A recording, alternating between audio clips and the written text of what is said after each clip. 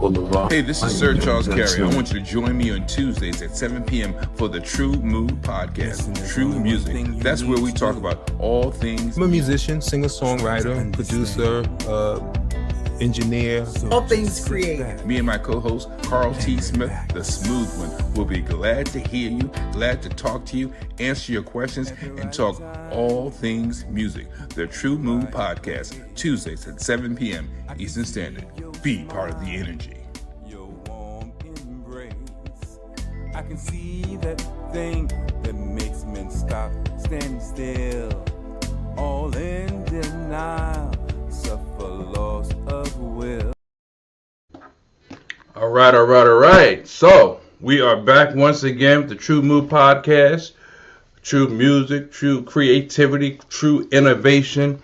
Anything creative, I think, is really important. So that's what we talk about. That's what we do. Today we got a guest. It's Carl T. Smith, the Echo Man. And how's that sound coming across, Carl? Still the same. Okay. Well, I don't hear it, so I'm gonna take that as a positive.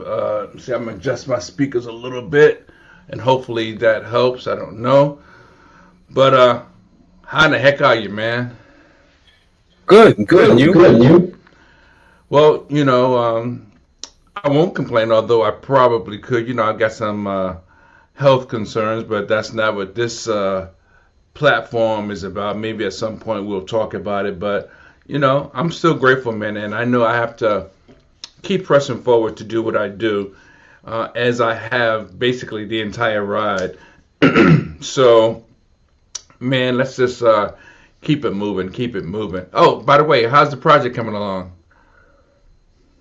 Good. Working all day. All right, because your public has been asking me, and I'm like, look, I don't know. I'm not there. I don't know what he's doing.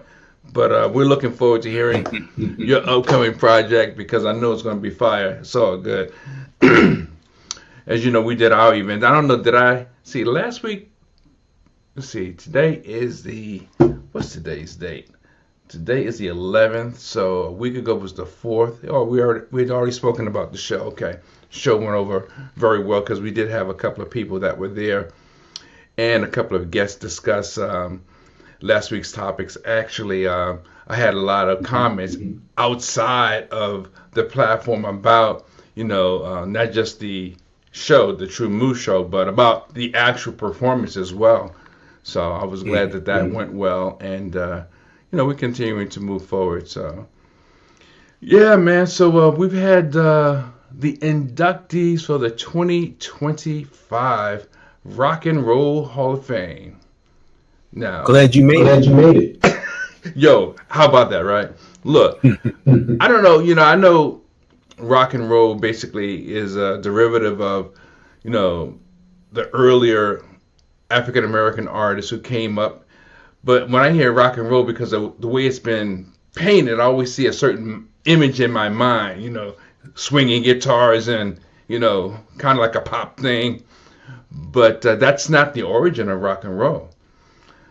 But, again, they did have the induction ceremony, and there were a lot of people brought into this class, which is interesting. Did you catch any of that, or you have any insight to that?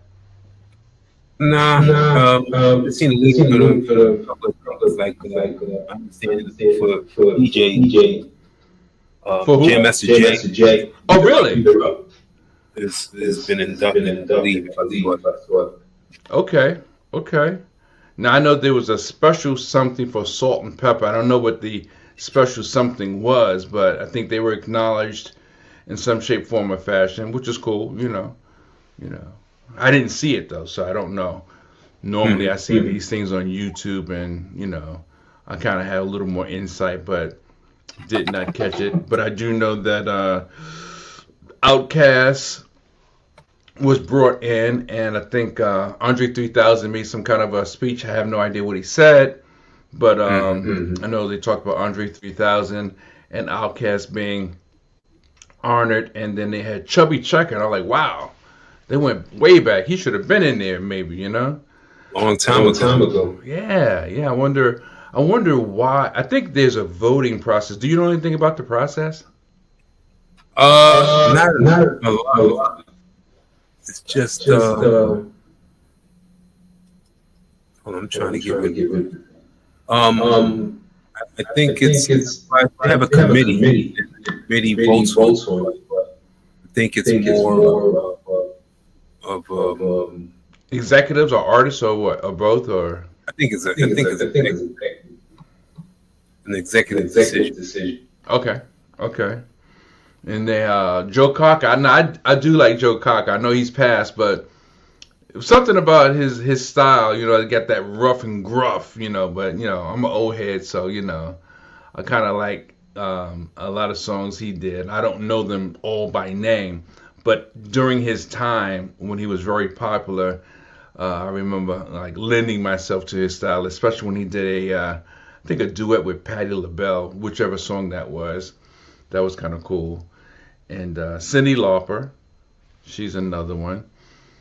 I've seen her in a lot of commercials about, I don't know, some product, some kind of health product. But I remember her, Girls, was that her or Madonna? Girls Just Want to Have Fun, I think. I don't know. But, she was from that. I think it's Cyndi Lauper. Yeah, that's back in the 80s. Cyndi Lauper did her thing.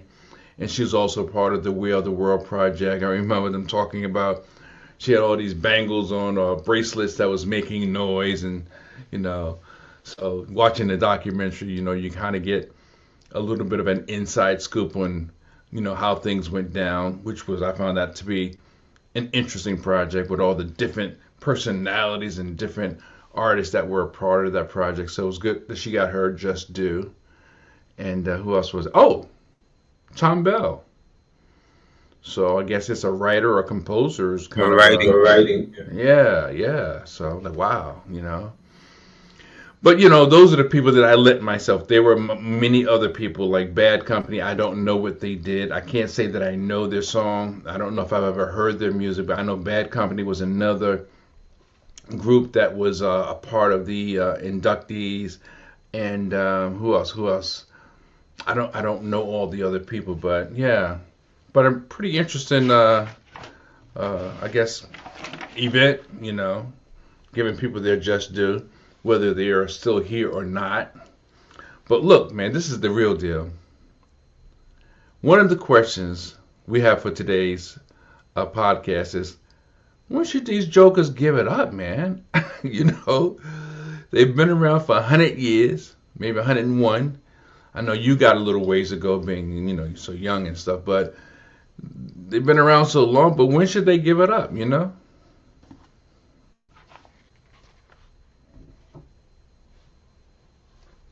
What do you think? Hello? I think I lost your sound. Hello?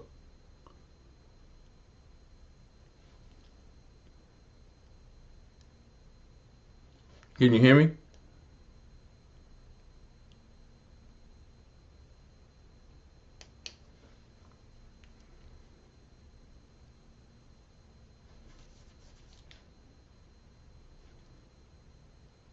I think we lost your sound. I don't hear anything now.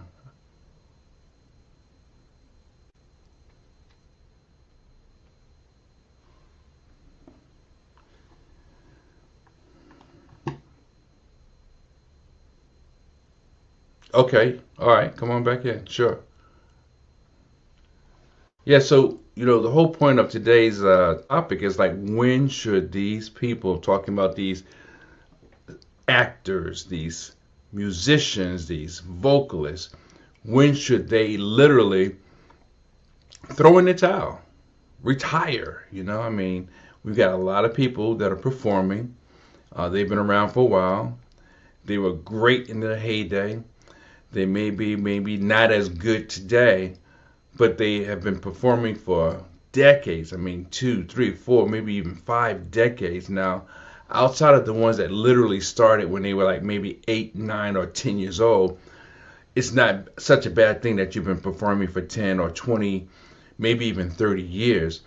And I'm not suggesting that people should not perform if that's, has been their livelihood. But the key is it's questionable about their performance. It's questionable about how good their performance is, especially knowing what ticket prices are today.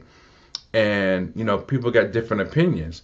Now, I know that most recently, I think there's like a Queens tour with Chaka Khan and Gladys Knight and who are the other two ladies? I can't think of the other two ladies. But the point is, they're saying that Gladys is forgetting her words and, her voice still sounds nice. And then, people have varying opinions. Some people feel like that's all she's ever done. Leave her alone, let her do her thing. And then some people say, hey, I saw her at one show, she was good. I saw her at another show, she wasn't so good. And I don't know. I haven't seen, I have seen a few shows recently, but not as of the last 6 months. So I don't know, but I do have an opinion, and I just want to see what Carl thinks about the same thing. When should they throw in the towel? Literally. Okay, here he comes back in. See if we can bring him up. There he is. Hey, people. How you doing? Still an echo. Good. Still an echo. We're still good. All right, I tell you what we're going to do. I just finished talking about, now I don't know if you've seen it because I haven't seen it, but I've seen short clips.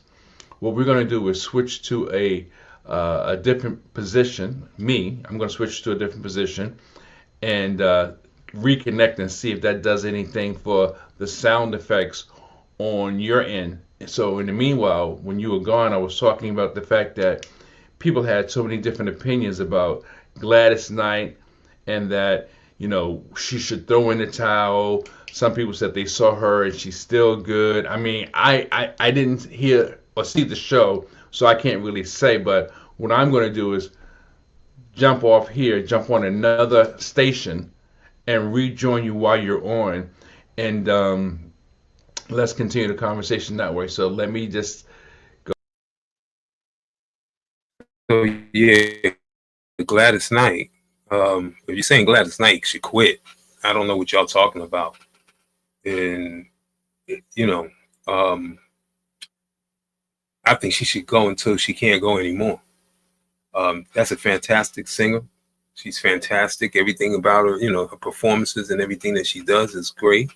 And I think she can go as long as she can get up there and do her thing. I mean, Teddy Pendergrass, he was doing it as long as he could, and from the wheelchair and stuff like that. So I commend him on that, But hey, to each his own, But I think she should continue going as long as she can, as long as it makes her happy, as long as it makes her, handle her thing and do well. I believe that's what she should do. What do y'all think? Let me see if I see anybody out here. Okay. Do you think that she should continue to go? For that matter, if you think she should quit, then what do you say about us? About me? I don't know. Anyway, yeah. I think that I'm gonna go as long as I can. Well, okay. Because there was controversy about her having something to do with saying her current husband was trying to take advantage of her, and then her not showing up like 1,000% at some of these performances. Some people were saying like, yeah, she needs to quit because maybe her son was right. Now, I do believe that he probably has insight because that's her son. He's there with her, or he's been around her more than the general public has. But and I did see one clip where she literally was not singing the words. I mean, she just was not singing the words. Well, and the background was trying to sing it for her. But she sounded great, though. The part she was singing sounded standard Gladys. Yeah, I mean, you gotta. I don't know of anybody. I mean, somebody that's 23 who's been running, because they've been on tour for Yeah. the last like 8 months or so. I mean, Right. she's got to be exhausted. And you expect her to be at 100%. I know you pay for your tickets, and I know you want to see her, and she's got to be there, and you want her to be there 1,000%. But after especially when you haven't been doing it for a while, after a month of touring, and depending on how hard they was hitting, you'll forget a couple of words too. Yeah, I hear that. And So I don't think that means you should quit. should we have them contact you for their reimbursement? Well, they can contact me all they want. I don't know about what kind of reimbursement they're going to get, but they can contact me all they want. Matter of fact, they contact me and I tell them, yeah, well, what you do is hit this link and sign your name on and put your name in the direct, My show. this will make up for. Nah, man, but and I get it. I see both sides. I heard comments that said, leave Gladys alone, let her do her thing, and I get that. But like you said, when people pay their money, they have a very particular opinion about what they're expecting to get. And then, of course, I heard the other side where people say she should hang it up. But in your opinion, what determines whether a person should not perform anymore? What should stop performing? When they lose the love for it. That should be the only time that you stop. When you use the love for it. All right, so I have to be, as they say, devil's advocate. So if you don't lose the love for it, but you suck or starting to suck, do you still do it? Well, yeah, because you sucked before you started losing the love for it. You understand? I don't know if you were usually if you lose lose the love for it when you just can't do it anymore. I get that. I get that. So if you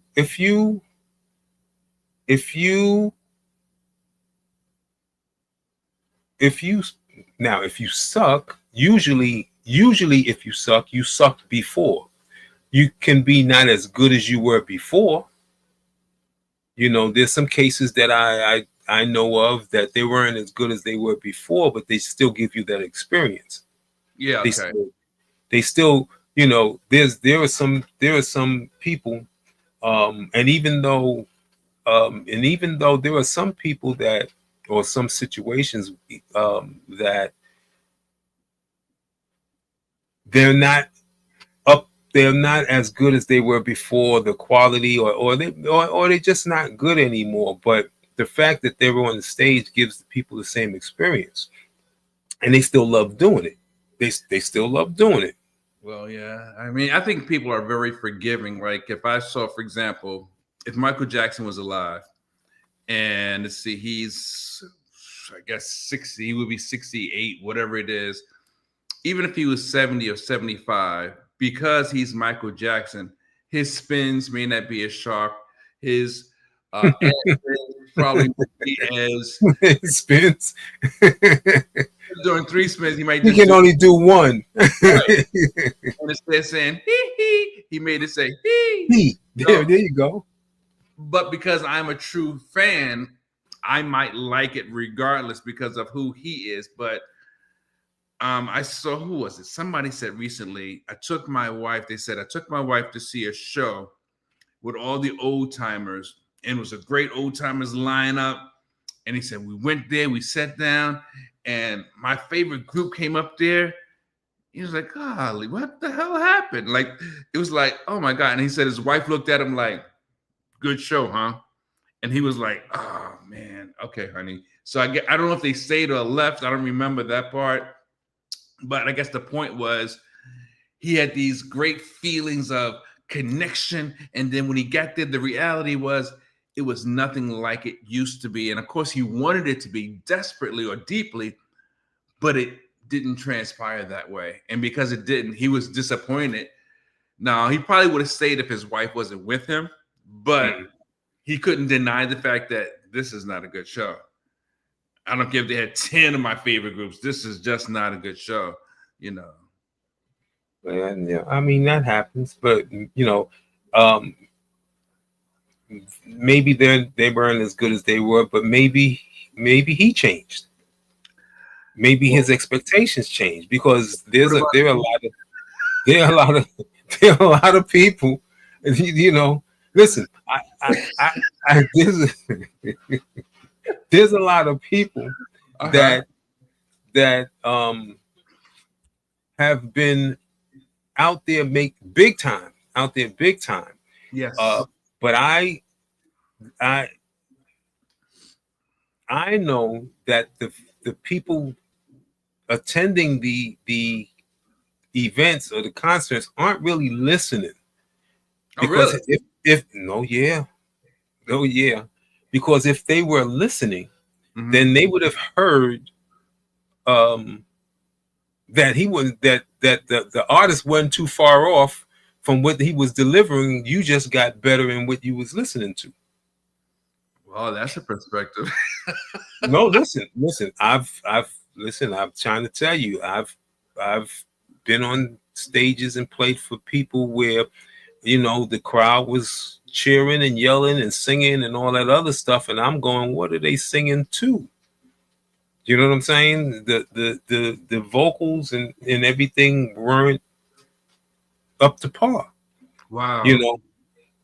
But I'm saying years go by and people have been supporting these things, and not listening. And then all of a sudden, you might have an experience of another kind of artist, another kind of music, and then go back to that artist and you hear exactly what's you've been following all along.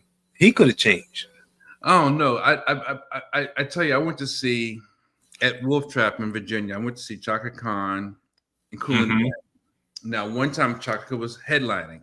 Great show, whatever. When I went to see the second time, Chaka Khan was not headlining, and we know she's had a history of whatever, not really being her best because of certain recreational activities. I'll just say it like that. So Kool and the Gang, they're the headliners, right? Kool and the Gang come out to do their thing. The music is right on point, but it just did not have that same flair to me because JT wasn't there. JT Taylor had long left. They got two guys filling in for JT Taylor. And even though they're good singers, I know they're good singers. I know a good voice, but it didn't have the same flair, the same swag. It just wasn't the same, And I was disappointed. Now I didn't necessarily want to go. I kept hoping that maybe another song that had lyrics would sound better, would sound good, because here it is. I'm looking at it because Kool and the Gang is one of my favorite groups. Kool and the Gang, Earth, Wind & Fire, Ohio Players, Jacksons. Those, as far as groups and bands, I should say bands. Kool and the Gang is one of my favorite bands, but it just did not have that same flair without JT. And I'm sure JT's show, well, I'm not sure. I don't think JT's show as a soloist is the same without those same backing musicians. True. Yeah. I can see that. I can see that. I can see how sometimes the shows, sometimes the change can better an artist or better a group or something like that too. Well, I think in these cases it's kind of hard because if you look at El DeBarge with DeBarge, they just fizzled out without him, and now he did well. Again, if you don't look at his recreational activities, but even now, I saw him a couple of years ago at in Virginia again. And another show was a really great lineup. Sherelle, Alexander O'Neill, OJ's, Whispers, Howard Hewitt, all these people, right? And L, he still got that pretty voice. You know, he still got that voice that just makes things work. Hey, Reba, how you doing? Good evening. Thanks for joining in. But who else? Michael Jackson when he left his brothers. Lionel Richie when he left the Commodores. It just was not the same. And I know this is a sort of a little deviation from the original topic, but it just wasn't the same when these lead singers departed from the group, you know? I don't know if it was that. Well, yeah, I can see that.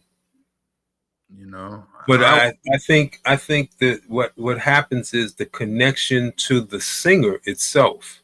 The fans followed the singers. Mm-hmm. You know what I'm saying? They identify with the lead singer, and when the lead singer goes, it's sort of like I got a company, right? We making widgets, and I've sold all these people the widgets. So now I go and I move and I go to another company, and all my customers follow me. You know what I'm saying? That kind of thing. I mean, I think that there's a lot of truth in what you're saying. I also feel and believe sometimes the chemistry is literally broken. You know, the molecules in the nucleus is different. You know. For those who like science, okay, I use my two scientific words that I know: molecules and nucleus. Right. I thought you was talking about the group. Okay. Yeah. No. No. It's true. Yeah. But I can see it. You know, I think though that the molecules were pretty much the same. It's just the nucleus has changed, so the sound is still kind of the same. It's just, again, I think it's just a lot of times they're following the nucleus is the thing that most people now. There was a time, because it all depends on what the trend is, right? Because there was a time where bands were the thing. Oh yeah. So now the nucleus could have left, but the bands were still hot. So you're trying to say that if Jermaine could dance a little bit, they may have been as popular. All he had to do was he didn't have to do 3 spins. 2 would have been enough. But Jermaine jumped ship. Yeah, I know. Well, no, he held on. His brothers jumped ship. Oh, okay. All right. Well, I know somebody jumped a little something. But I thought that talking about this probably should have been another show in itself, but I remember when Smokey left the Miracles and they came out with I'm just a love machine. I was like, oh, they're gonna be all right. But that was it. But I don't think it was for their talent. I just think it was their business that got messed up. I don't know, but I know one thing. After Smokey left and they put out that song Love Machine, which was a hit for them without Smokey, that was the last hit the Miracles ever had, to my knowledge. Right. Well, but I think that was more business than anything. Like the machine was behind them in the same way. Well, yeah, because what's the Miracles? They were was that all platinum with what's her name? Sylvia Robinson over there. Oh no, it's not Sylvia Robinson. The Miracles Motown. Smokey Robinson and the Miracles. Yeah. Motown. Oh no, yeah, okay. So Barry Gordy. Mm-hmm. Oh yeah. I just think it was business. That's it. Okay. Oh, I'm thinking what you call it, out there in Inglewood. Yeah, but it might be business. Yeah. So let me ask you this. Have you yourself, and this may be a crazy question, but I'll ask anyway, have you yourself ever felt that you really weren't there like you wanted to be, or that you were off, like, man, maybe I should throw in the towel? Am I doing this well? Am I still performing well? Have you ever felt like that? All the time. Really? All the time. Sure. Matter of fact, me performing wasn't what I was, what I would, what I was aiming for, or anything like that. Mm-hmm. This was a product of people not showing up, and unreliable people and stuff like that, and at the time paying for the studio time when and no one shows up, and nobody shows up, and you got time going, and things like that, and it's costing you money. Yeah. And after sitting there for some time, you got to go like, we got to do something. So that's how it all started for me. I mean, I was working and doing stuff and writing for other people. Okay. And like I said, they have everybody. They got you got your own target that you're aiming for. And with that, I respect that you got your target, but I'm trying to work on something. I got a target too. And if you're aiming for a target that I've done years ago, I gotta do something else. And I'll meet you at the end. I'll meet you at the range. But what happened with me was nobody shows up. Time is money, and I'm spending, so I got to do something. So I just started doing something. Well, folks, if you're just joining us, we're talking about whether entertainers or singers, it doesn't matter whether it's an athlete, a singer, a musician, specifically an actor, when should they throw in the towel? Because we hear about different people that are out there doing it, and it's like, are they washed up? Are they just not as good? Or when is enough? And I can tell you for myself, it was about maybe 10 or 11 years ago, and I really felt like I was doing my thing. I had an event that I was doing, a live event weekly in a Starbucks, believe it or not. And I would have a trivia segment, I would have a question and answer segment, I would record it, and I would sing. My niece and we would do like 1 or 2 songs, or she might do something every week, right? People in the community loved it. And my friend Paul, he had moved back east from the West Coast, and he was like, oh man, if you don't love it, let it go. And I was like, huh? Right. Meanwhile, I thought I was killing it, right? So I took that thought, and I was like, he's right though.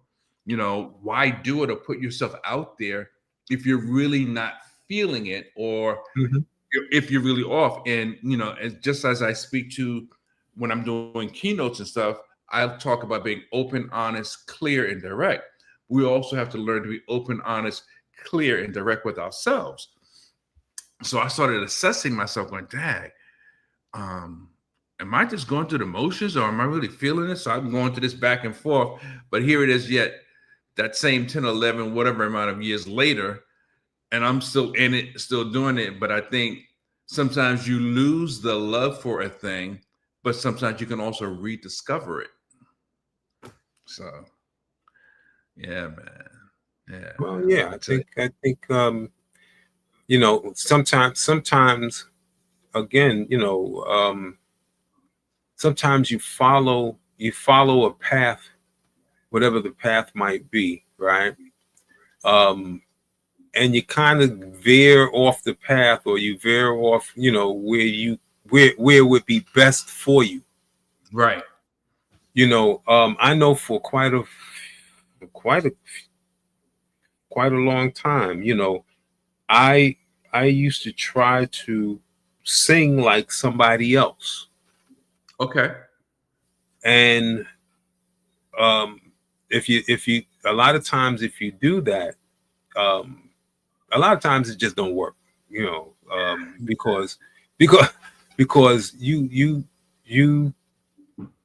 it doesn't fit you. Matter of fact, I know quite a few people that when I see them, I sit there and I'm like, maybe you shouldn't try those kind of things, Right. Yeah, and he goes, well, that's what everybody else is listening to. I'm kind of falling into this thing now. Not even now, it's been a while, but I'm falling into this thing now that I just have to do the stuff that I like to do. And if I do it, there's got to be at least two more people that like what like what I like. Right. And the big mistake is that we kind of try to fit into where they tell us we should be. You should be on the top 40. Huh? I'm gonna go grab my glasses. Go ahead. 40. You should be doing top 40 stuff, or you should be doing whatever, or you shouldn't have this kind of music in your thing, or this kind of instrument in your thing. But they have no idea. I've learned that the public is the people that need to tell you whether they like what you have or not. Because if you listen to the people, the powers that be, they'll tell you that whatever it is that you have either is good or not. And I've been there in some situations where they said this was good, but it wasn't all that good. And then I've seen a lot of situations where I've seen I've heard some stuff that was submitted, and that stuff was fantastic, but they said it wasn't no good, and they said it'll never sell. They turned it down, and someone else picked it up, and it was a super hit. Wow. Well, I know for myself, I fall into a similar category with you because I'm at a point in my life that I can't, even if I wanted to, I can't copy other people per se. And the songs that I write songs that I like, that fit my voice. They're in the key for my voice. And right. I don't want to write or try to sing something out of my range, upper register or lower register. So, and I've gotten great feedback, but it's like incorporating covers with my stuff it's okay, but I really would rather just do my stuff, honestly, just my stuff, because I'm not going to be known as, oh, wow, he covers Lionel Richie good.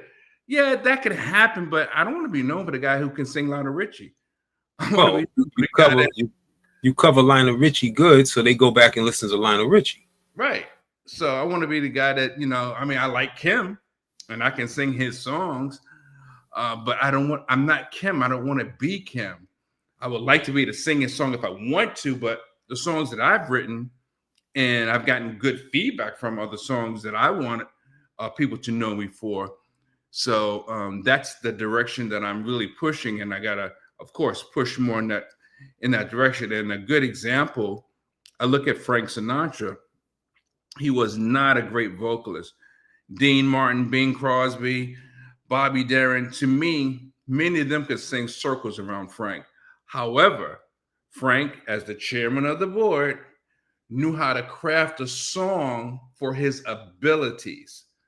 See, people don't challenge that because he's the chairman of the board, and I get that. I like Frank Sinatra, but I know he also wasn't a great vocalist, just like James Brown. He was more of a performer than a vocalist, and you can't take that from James. You can't take it from Frank. That's a whole nother conversation, because a lot of people think that everybody that they're listening to is a singer. And I could tell you that, and it actually, it's the performers nowadays. It used to be the singers, but it's the performers nowadays who stays on the charts. Right. They're not singers, they're not fantastic singers, but the performers are the ones that stay on the charts. So, a lot of times you would think that um, a certain person that you know their performance and they're popular, you would think that their vocals is great. You know, We had on our show Tigressa. She sings Natalie Cole songs, right? Excellent job. But if you ever heard her song, you were like, damn, that joint is hitting. mm-hmm. I can't say that she does not sound like anyone else, but she has her own sound, her own style, just like the songs I like of you that you've recorded. You know, It's My Turn, Meet Me Around 6 o'clock. I mean, all those songs, that's the Carl T. Smith sound. And to me, that's what sells.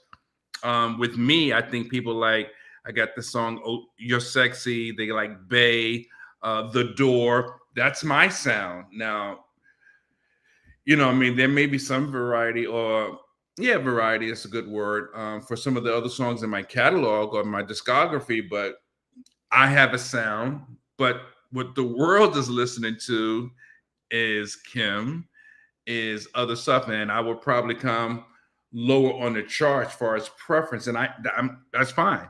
But you know, I mean, it just is what it is, I guess. You know, when it's all said and done, it just is what it is. I don't think so. I don't think that it'd be you'd be surprised on how high on the totem pole you might be with your music and your sound. It's just that someone else has had the opportunity excuse me, to present it to a wide number of people. I mean, if you had the opportunity to present it in front of the same people in the same crowd, you might be equal, you know what I'm saying, or whatever the case may be. I think, like, I used to do. I used to have a matter of fact. I think I got a machine over here. I'm gonna put it back on. I used to have a radio station, right? Internet TSO radio, and the slogan was independent music all the time. And the only thing that I would have on that station was original independent music by independent artists. And when I stopped, actually the machine, somebody found it to be, how would you say it? They found it to be enough to focus on it to hack the machine. You're breaking up. They hacked your station? So I first was upset, but then I guess I should just keep talking because this thing is freezing or something. Yeah, I saw it slow. Somebody hacked your radio station? Oh, okay.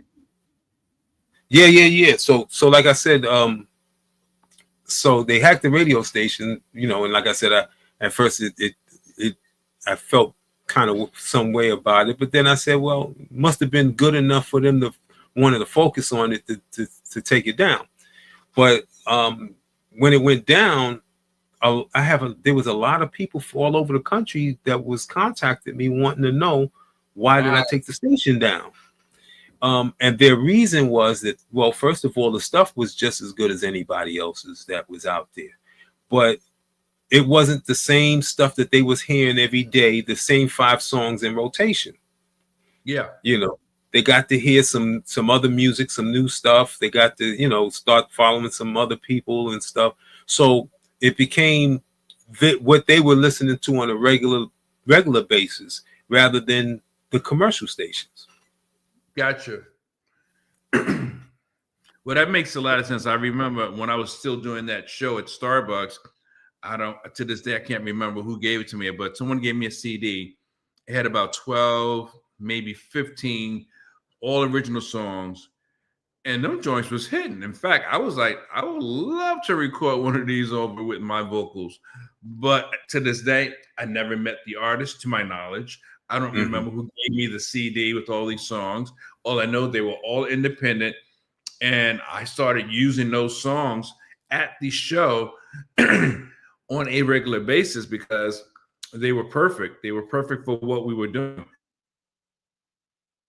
So I just, continue to use it. But another question is, you know, talking about whether people should throw in the towel if they've been around for a long time. Is it the demand or is it the talent that really should take precedence? Whether they pack it in, give it up, stop performing. Is it because people want them, they should keep going, or if they're just not good anymore? What do you think? Well, I don't know, because when you say they're not good anymore, I mean, I know there comes a time where your skills won't be sharp like they used to be, but the problem is okay, is if you say the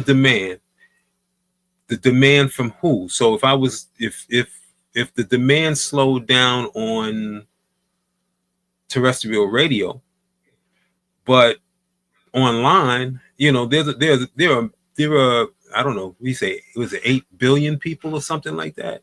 There's a whole list of people that's never heard your stuff and it's brand new to them.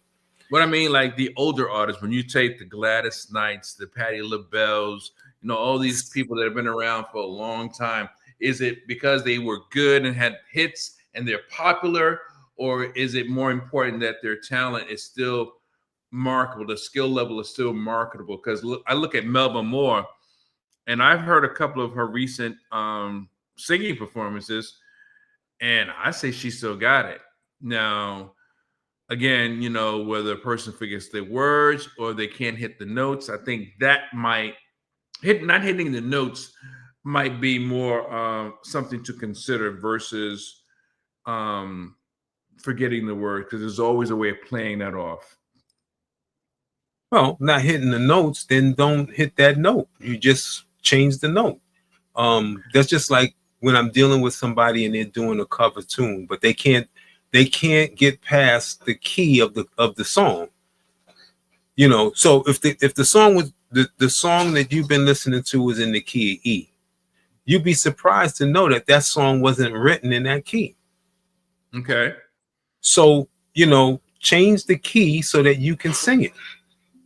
But see, you're talking like a music teacher. Most people in the general public, if they know Reasons and they hear Philip Bailey hit that song, Reasons, the reasons that we're here. If you're not going to sing that note, Reasons that we're here, now that might get over. But you know what I'm saying? It's like people want to hear those notes, man. Well, yeah, do the notes in the other key. Because that seems to be, man. No, that's they're respected, honor it. Yeah, that's the thing. I've seen people, first of all, just like you said, I'm talking like a musician. Well, how does anybody who don't know anything about music know that it's in a different key? How do you know that it's, how do you know? Because they got ears. How do you know? Depending, how do you know? Because if you were able to pull that bad boy off and make it sound good, a half key or a whole step down or a half key up, right? It's all about the delivery at that point. I agree with that for the most part. If you can deliver it, if you can deliver it. So if it's something that you belt out way up here, but you belt it out right here, and like I said, the song, you'd be surprised how many songs aren't written in those keys. Right. Yeah, that's true, because I know a lot of lyrics aren't the actual lyrics that people sing too. Their song was written one way, but recorded yet a different way. And how many of them was changed because they couldn't do whatever it was in the original song. Right. So what do you think about, again, I'm kind of going back to something we spoke about earlier. You got these groups that have been around a long time, but they don't have the original members. Now they're adding new singers. All the Temptations review that I know a bunch of them, man. I know a bunch of them, and some of them, I have to say, some of them, do a great job. Okay. then I know some of them do a better job than the originals. Really? Sure. Wow, Yeah, that some of could them. be exciting. You know. Some Hold of on. them. Reba's got a comment. What she saying? Frank Sinatra was an amazing storyteller by using his phrasing and performing. Absolutely, he was. Yep, that's right. He would say, "And now the time has finally come." You know what? The funny thing is, I adopt myself to that if I need it because it works. Yeah. Especially when you have a musician like of your caliber and we rehearse and you know that I'm going to do this thing. I may say, "Hey guys, hold that stanza right there. I'm going to talk through it. When I do blah, blah, blah, then we can move on," you know, whatever it may be. So that's just stage presence, though. But that's the reason that you just keep going, even though you can't hit that whatever. You just change it so that you can you know Or you dog do paddle through it. look, or you do one of these numbers. Yeah. Let the audience Hold the mic. sing the note. No, hey, no, yeah, man. Listen, I've been on shows where the guys don't sing at all. Really? Sure, man. Listen, I Singing got to a stories track? for you. Huh? Singing to a track? Singing to it. Well, no, the audience sing. Oh, I hear that too. Hey, You know what I'm saying? I mean, singing to a track, yes, but I'm saying that the audience has sung the whole daggone thing. You know that. look, save my voice. I'll do another show. You paid again. Especially if they know all the words and stuff, and it's popular. Now, how do you feel about that for yourself when you're doing a show? If you're doing a cover, right, you may or may not do it differently. Let's say you want to do it like the record, or even if you're doing it differently, but the audience is enjoying it and they're singing out loud. So now you may not be able to fully do it the way you rearranged it, but you're doing it the way you want. Does that bother you, or how do you feel about that? Nah, that's well, first of all, I don't do that many covers anyway, but if they singing along, I think that's great. I Okay. think that's great. I think that doesn't bother me at all. Reba says Ella Fitzgerald was scat when she might forget the words. Oh yeah, no doubt. I know that's right. Yeah, that's a slick move. That's a very creative move, especially at the same time. You can think that quickly how to cover yourself. Yeah. Yeah. So what do you think about when these groups that have been around for a long time? I'm trying to think who's tried it, and they want to adopt themselves to the new style or new sounds of music. What do you think about that? Groups they've been around, but now they want to do disco, or now they want to do whatever. They want to do trap music. Well, I think that's a great thing, is because that'll bring them into a whole new audience and to do different things. I think the problem that they may have is, well, one is that wherever they switch into, the people that's hooking them up or handling their music or handling the sound for them really don't know how to work with them. They may feel that this isn't you're not known for this, and the machine is not really behind them to push them with this new sound. That too, once again, that's the big problem, because again, like I said, you'd be surprised how far up the chain that you would go if you were just to put it out into the same mass. I'm a lot of times I'm surprised at how young some of the people are, some of the listeners are, when I play something of mine and they remember it, but they're young. Nice. I'm thinking like they're not gonna like this. There's no need for me to play it for them or to perform it for them, and they seem to enjoy it just as much as anybody else. Wow. I used to like, if I this one, if I had a song, right? Yeah. and I would come play it for you, but someone younger is next to you. I would wait until the younger person leaves so that I can play it for you, because I didn't want them to hear it, because I thought they weren't going to like it. I Yeah. can't decide for them. I had to learn. I can't decide for you. I have to let you decide for yourself. Right. Yeah. You know, and I think I had a similar sensitivity about my stuff. You know, I've let millennials, and I don't know all the phrases, Gen X, whatever. I don't know. This young, I'll just say younger people, 10 years, 20 years, maybe 30 years hear some of my stuff. And 40. I was, huh? 40. 40 years younger? I'm listening to Allison sing "Sexy." Oh, wow.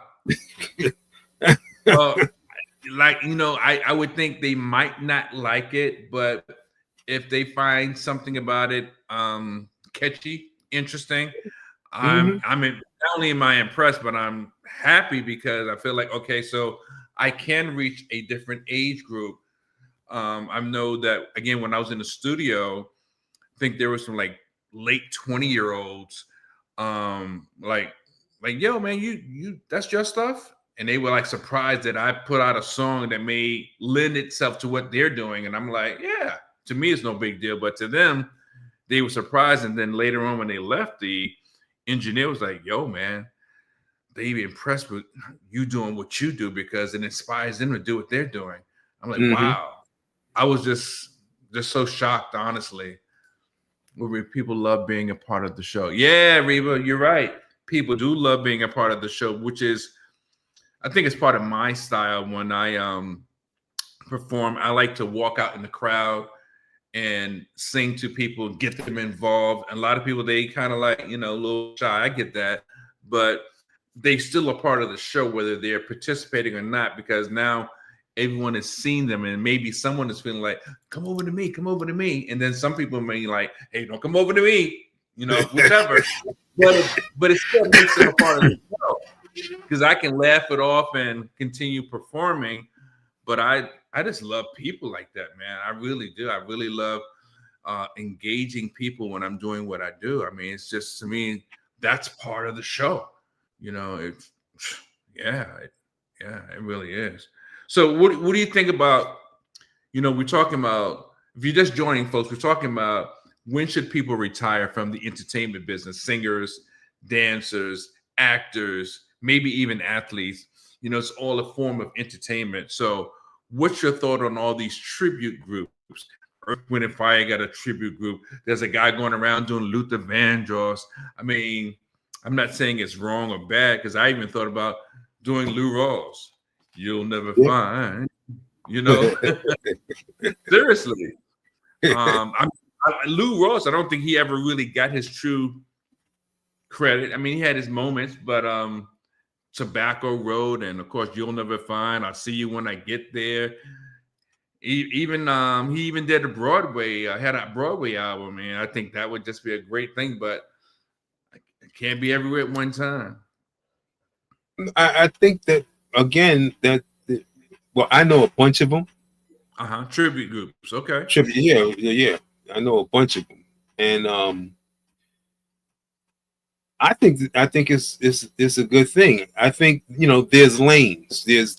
I use lanes or roads and stuff, and there's lanes, and each thing has its own lane kind of thing. And on that review, they call it review, the reviews and stuff. On that lane, right. It's a great thing. I know some guys, good friends of mine, they're making a living doing that, you know, doing that kind of thing, and they're great at it, you know. Some of them, some of them are good at it, you know. Again, that's if you see, that's their niche, that's their thing that they're doing. And he's been doing this for I don't know how long now, because matter of fact, he's booking them now that he's gotten so popular with it. Okay. And I think that's good, and that's kind of what's happening today is that niche kind of thing, you know. Like if that's your target and you stay on that target. Now if they leave that target and come to original stuff, they may not do very well. I got you. You Yeah, know, I mean, one person I'm thinking of though, he's had some releases in the late 80s, 90s that I thought was fantastic. Okay. But he won't go anywhere near that stuff. Oh, really? He's doing the reviews, yeah. And it baffles me because his stuff was so good. Can you say his name or the name of the song or something? Let's see who. Well, you got there's a guy named Greg Hill. There's a group called The Concept. Okay. They had a song called Homegirl out back when, the early 90s or whatever. To me, those songs were great, but he's that's one person, but they're doing he's been doing reviews for a while. Good friend of mine. And then a lot of the people that a lot of other people, you got Greg Rowland. Greg Rowland's another guy, got a voice, got music. I got tracks on Greg. Greg Rowland and Greg Hill, great, fantastic stuff. But the lane that I guess they follow, or the niche that they follow, is what do you call it? Reviews. Yeah, they do, and that's what they've been doing for the last 30 years. Bread and butter, huh? Bread, butter, steak, the whole 9 yards. I ain't mad at him, but I think at some point, if I was doing reviews and I knew that I still had a passion or a desire to do some of my own stuff, I'm not going to stop doing the reviews, but let me slide a single out there. Let me slide an album out there, But again, if they gotta, they're in a niche, they're in the thing, they got a target, they see the target, and every time they go down, they hit that target, it works. And people, it's like water. People take the least resistance. Water takes the least resistance. It follows the least resistance. So that's the least resistance. I'll keep doing that. You know what I'm saying? There's somebody as hard-headed as you and I, we're stubborn. Somebody's gonna like this song. I don't care if I have to take it to the, Man, some people like taking baths and some like taking showers. I did a show with some guys that actually are part of the Four Tops review, and and some other groups like the, I guess, 60s groups, and then these guys can go. I know they can go, but like you said, wherever the bread and butter is, that's where they're going, and I ain't mad at them. I just I would never say I want it all, because that's not true. I don't want it all, but I would like to do all that I can do.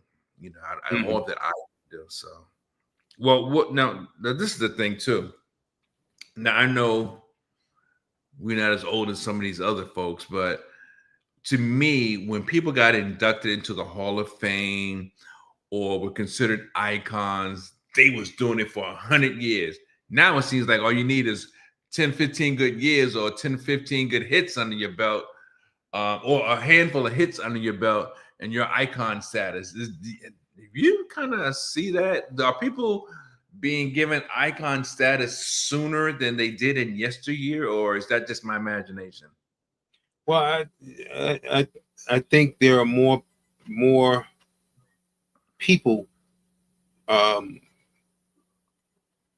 more people in positions now than it was before, because before there was only a chosen few people that you couldn't even get on the board on half this stuff. You know what I mean? So now there's more people.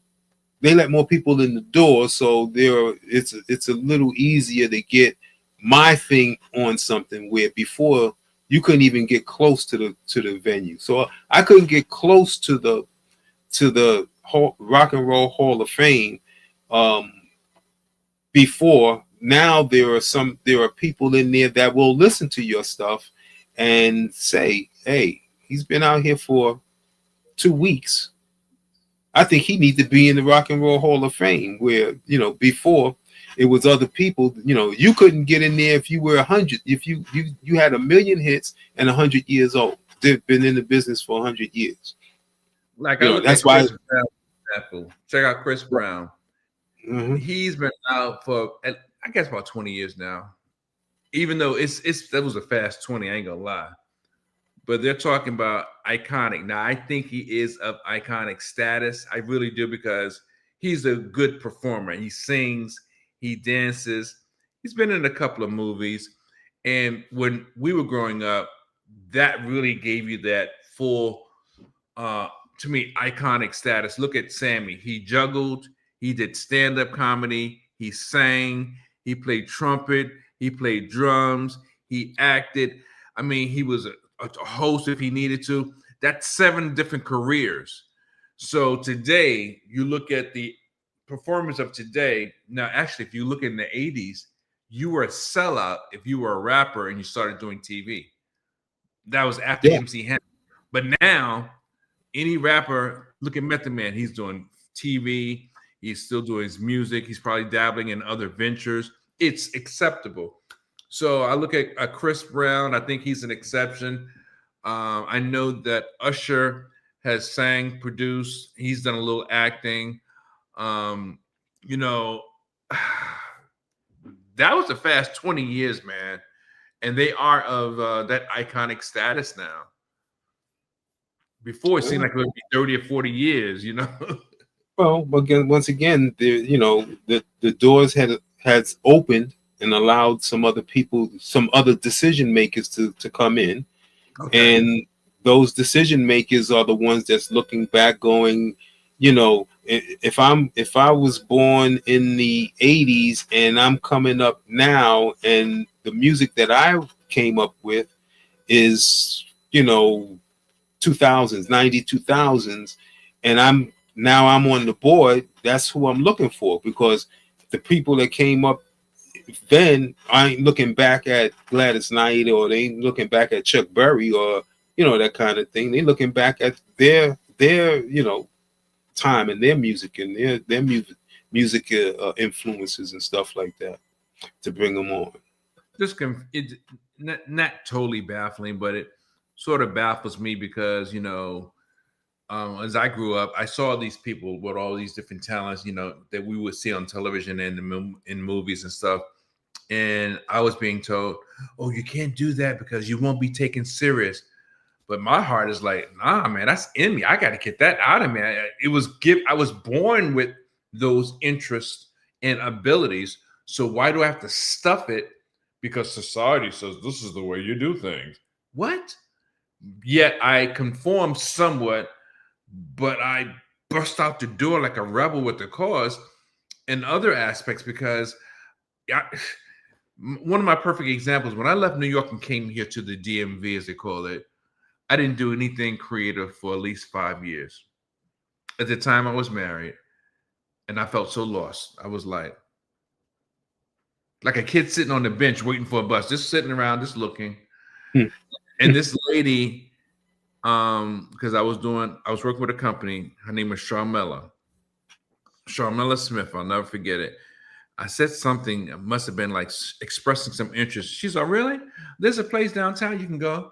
And I was like, really? So she took me down to this place called Westminster Presbyterian Church. On Friday nights, they had jazz, right? So I went down there and live musicians. I was like, whoa. So all of a sudden, I got the spark. And then lo and behold, the show, they had an intermission. On the intermission, you can come up and sing, even if you're not part of the show. What? Right? Like a cartoon. I went, did I don't know, All of Me, or It Had to Be You, whatever it was. And the crowd loved it. Why did they do that, Carl? They They released. just don't know. They don't know any better. They didn't If they know it. knew, Oh my God! I had to go every night for a couple of years, and the guy would tell me, "Yo, man, straight ahead jazz, none of that R&B, none of that contemporary stuff, straight ahead jazz." And one day I went up there and I did, "You make me feel they brand loved it, right? new," and they loved it. He said, "Man, I told you, none of that stuff." See, but again, that's that niche thing, that role, Yeah. you know. I broke the rule. I knew it, but I had the sheet music, and I figured share the sheet with they can read. But but anyway, that was the beginning of me coming back to who I really am. Yeah. See, but the problem is those are the gatekeepers. They call them gatekeepers. Those are the gatekeepers, and whether, like you said earlier about where you would be and how you would be according to them. I'm like, yeah, but sometimes if you just get past the gatekeeper, you find out. You find out that Yeah, man. and the we're led to believe that the gatekeepers know best. And you can't get around them. You can't do anything around them. That's why nowadays this new music business, this new thing, this whole new thing, the gatekeepers has changed. There isn't much of a gatekeeper now. Everybody's throwing stuff out. Everybody's working. Man, I tell you, thank you, Reba. She said, and you look good. I would go down there suited and booted though. But you know what? I think I've always had this internal rebellious way about me, even when I wasn't ready, even when I wasn't polished, when my skills were not totally honed. I was like, whatever. Not that I was the best thing since sliced bread, but I just resisted people telling you, you can't. No, it won't work. No, don't do that. I'm like, why? What's wrong with people? Why are they in such a box? They can't get outside of themselves. Why? I never, Well, could have I guess it just depends though, because there's never no you can't. It's just no, it does it doesn't, it didn't. I've been there before and it didn't come out good, that kind of thing, if they had experience. But I think mainly is no, you can't, because it didn't work for me. So I don't want you to make it. You know what I'm saying? I don't want you to go down there and make it. That kind of thing. Like, show up looking good. They wouldn't let me do it, so you shouldn't do it either. Get it, Charlie? For real, yeah. Wow. Well, man, this has really been interesting, man. I tell you, man, there's always something to consider as we learn, as we grow, and I guess we just got to get ready for the next. What is next for you guys? Okay, good question, Reba. She wants to know what's next for us. I know for myself, I'm doing some behind the scenes work for the speaking side of my business, as well as for the music. We had a good turnout on my birthday, November 1st, sold out crowd for the Mix and Mingle event in Clinton, Maryland, and we're looking for more engagement. So Reba, put the word out, get me booked. I'm gonna send you a clip, Reba, so you can listen to it and share with people that you've got a guy that's got his own group and would love to service anyone's upcoming New Year's event, holiday event, birthday celebration, because weddings, that's what we do. And I know that also I'm getting ready for 2026 on the speaking and coaching side of things. I got to keep it moving. I can't just do one thing. I got to let my heart be free. What about you, Carl? What you got coming up, man? Well, I'm finishing up some new recordings. So I'm going to release those, those new recordings and stuff. And then I'm coming to a venue near you. So if you want to keep up or hear when I'm coming that way, because I'm definitely coming back down there. to the DMV. Man, I don't care about you coming down here unless I can do the show with you or open up for you or something. I know it's your show, but man, listen, I'm coming down there. I'm coming down there swinging hard. But you go by smooth1.com, and join that mailing list, and you get the you get the inside scoop and all that other stuff on what's happening. Updates, right? Yeah. Okay. Well, but still, seriously though, if you need somebody to open up for you or be MC or whatever, let me know, and I'm sure we can work something out that we can make this happen. Because what is it? We can grow exponentially. Yeah, put it like that. Yeah. All right, folks. Well, it's been a gas. I definitely appreciate each and every one of you. Reba, thanks for hanging out with us, asking us all the good questions. And we've been working on. Now it's time for desktop discussions.